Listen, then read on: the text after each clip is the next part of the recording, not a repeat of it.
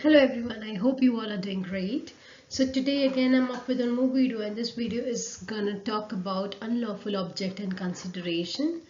What do you mean by the term and why is it important to understand what do you mean by unlawful object and consideration? See, for a contract to be formed under section 10, हम लोगों ने section 10 में देखा था कि essential है कि वहाँ पे offer and acceptance होना चाहिए. That means वहाँ पे proposal and acceptance of that proposal is necessary.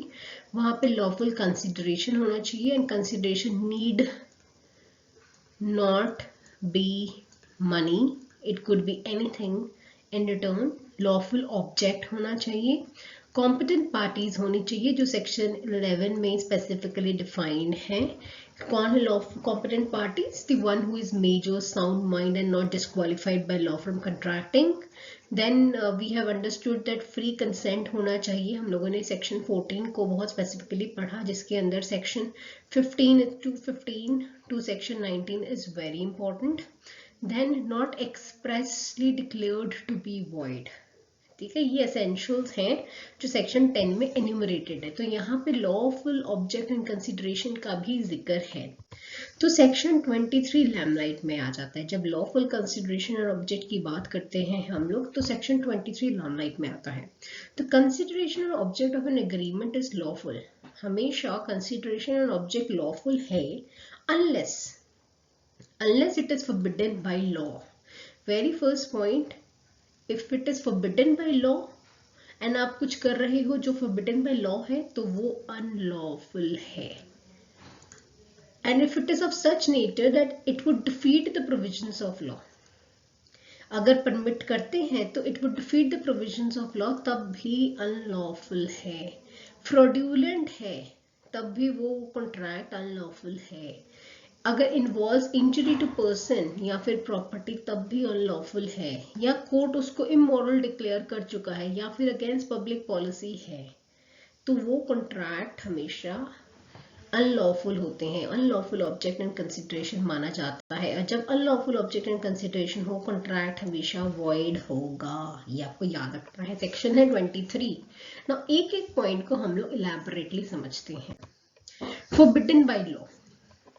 Suppose A ने बी को बोला कि I will pay you some money. I will pay you some money और for example 1 lakh rupees I pay you provided you murder C. Now this particular act is prohibited under law, right? ये prohibited under law. Talking specifically IPC के under prohibited है, या फिर आज के time पे BNS भारतीय न्याय संहिता में ये एक्ट प्रोहिबिटेड है. तो ये जो कॉन्ट्रैक्ट है आपका, ये इन्फोर्स नहीं हो सकता. बिकॉज ये कॉन्ट्रैक्ट क्यों नहीं इन्फोर्स हो सकता? Because this particular contract is forbidden by law. ये कॉन्ट्रैक्ट फॉरबिडन बाय लॉ है, राइट? क्यों है? Because the very purpose of this contract is to murder C, so it is prohibited, right?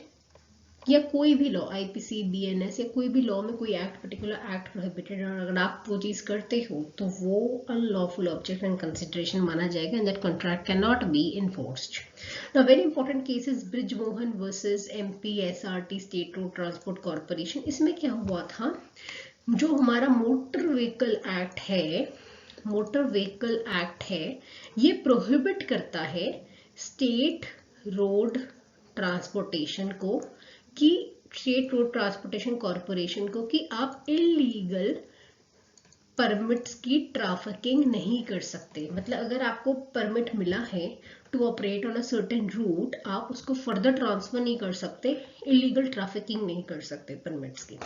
तो इन्होंने क्या किया, MP state road transport corporation ने, इन्होंने ब्रिजमोहन को परमिट दे दिया to operate on a particular route, to operate on a particular root.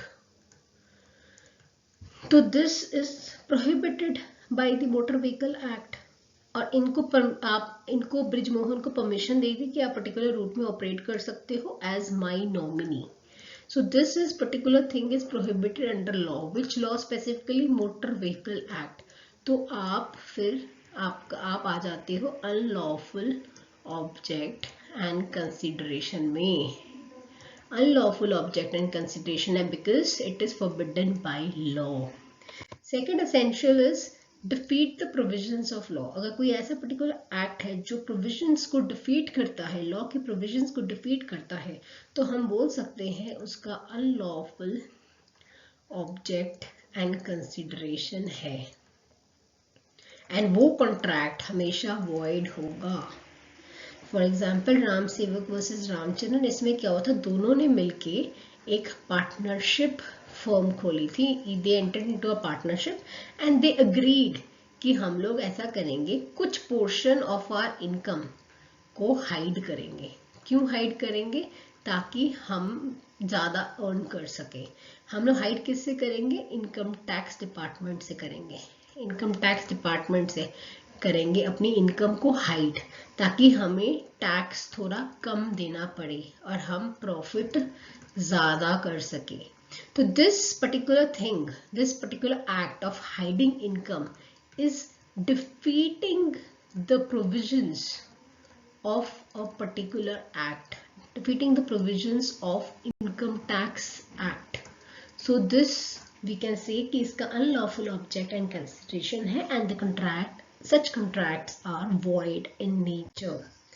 अगर fraudulent purpose है, A की अगर land है, A wants to sell off this land but A बहुत busy है, तो A ने क्या किया, एक एजेंट को अपॉइंट किया.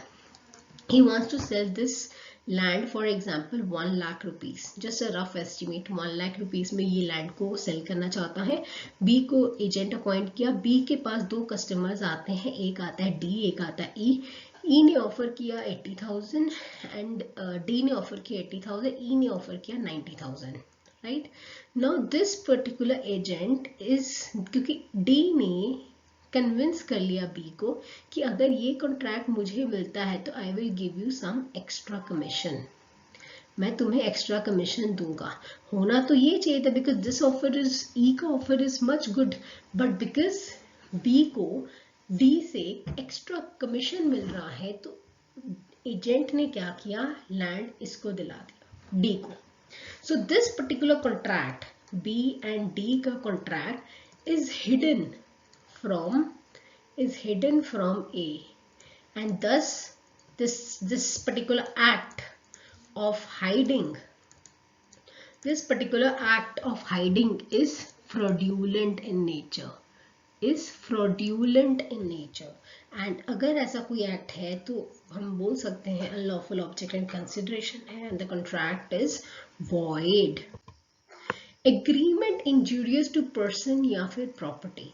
फॉर एग्जाम्पल ए ने लोन लिया था 1 लाख रुपीस का, राइट. ए ने लोन लिया था 1 लाख रुपीस का and from B, right, he is the money lender, he is the money lender. अब this 1 लाख रिटर्न नहीं हुआ, ए रिटर्न नहीं कर पाया. अब बी बोलता है कि आपको ये 1 लाख रुपीस 5% इंटरेस्ट रेट में तो देने ही पड़ेंगे, प्लस आपको मेरे लिए लेबर एक्सरसाइज करना पड़ेगा. तो this is a mental torture and as well as physical torture. So this type of injury, अगर कोई ऐसा कॉन्ट्रैक्ट होता है जहाँ पे B is asking A to exercise labor, so this is injurious to the person physically as well as mentally.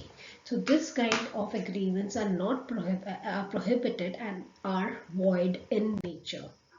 If the agreement is immoral, for example A ने अपनी बेटी को sell कर दिया B को for prostitution, so this particular act is immoral and is void.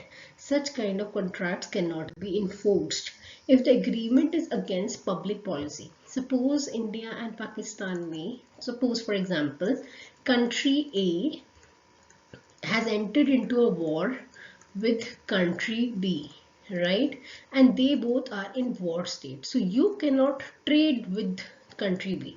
But suppose Mr. X of A country started trading with Mr. Y of B country. So this is against public policy. What is the proper definition of public policy? There is no definition, but yes, हो सकता है कि at certain point वो law कुछ और हो and after certain date वो कुछ और हो. फॉर एग्जाम्पल ये trading between country A and country B was okay, but जब वॉर शुरू हुआ trading with enemy is prohibited. So this is against public policy. This particular thing is against public policy, and such kind of contracts are void in nature and cannot be enforced. So this is all about unlawful object and consideration. I hope you like this video. Stay tuned for more such videos. Do not forget to like, share and subscribe. Thank you so much.